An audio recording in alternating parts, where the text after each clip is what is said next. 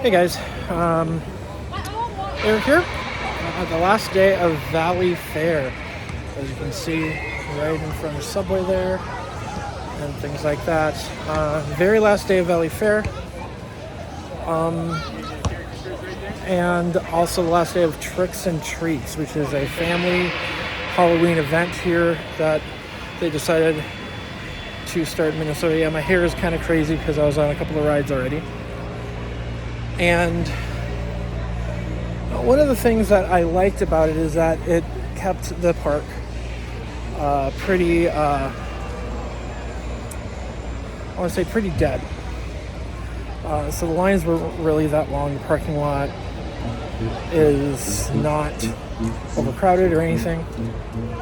But what I didn't like about it is that they have all of these permanent scare maze structures, especially at the back of the park, which they could have did a couple of things for adults, and they decided not to do, which is the only thing that I have a problem with. They were open until from 5 to 10 on Fridays, 12 to 9 on Saturdays, 12 to 8 on Sunday. But it seems like their revenue stream has gone down significantly.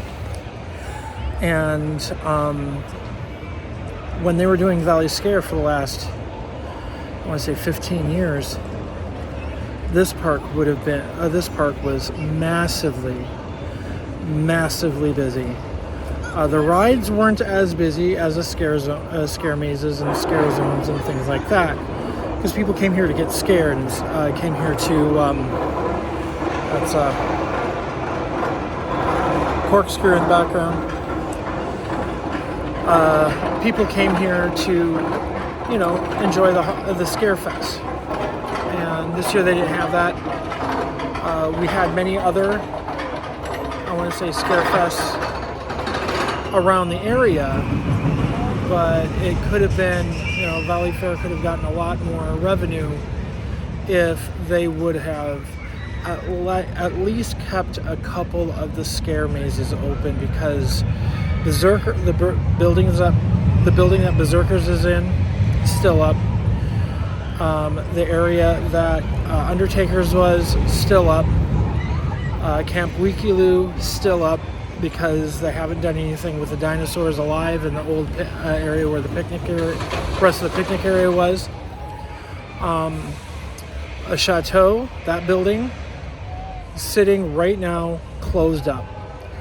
And Zombie High, that building, which is a permanent building, still up, not being used at all. There's a lot of unused scare spaces that they could have done. As far as the scare zones, yeah, if you want to do something a little bit more family friendly for everybody during the entire time the park is open, those needed to go and kept family friendly during that area. But for the teenagers, the adults who want that stuff, they could have easily captured those wants and those needs to accommodate. That being said, I haven't gotten in a ride this easy in years. Especially during the Halloween season. A few weeks ago, especially on Friday, we walked right onto the Mad Mouse, which is really hard to get onto. It's also an Arrow, and one of the last rides that Arrow did before SNS took them over. And it rides like an Arrow, which means it's shaky as all get out. Same as the Corkscrew. However, the Corkscrew is at Valley Fair, in my opinion, better than the Corkscrew at Cedar Point, because of the fact of that thing right there. Cedar Point does not have a helix section. It is up and down, corkscrew inversion and back into the station. There is no last banking section of it.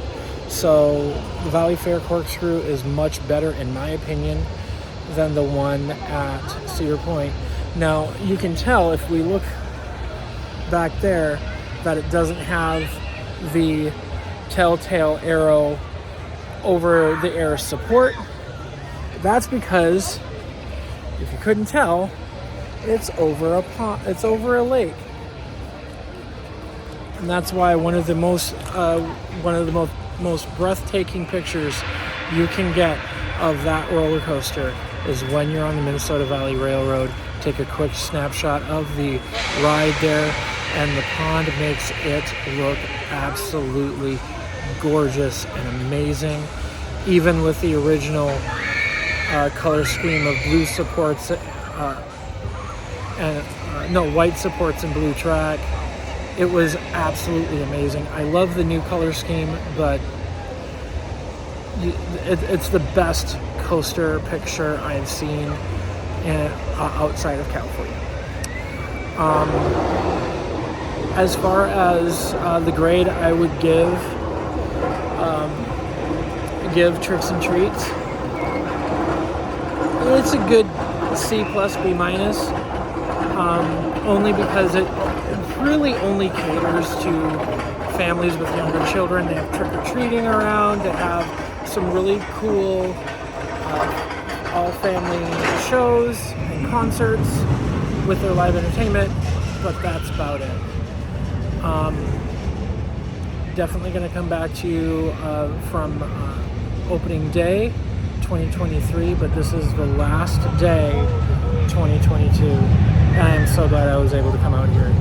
This is Daysting. Have a great day. Bye-bye.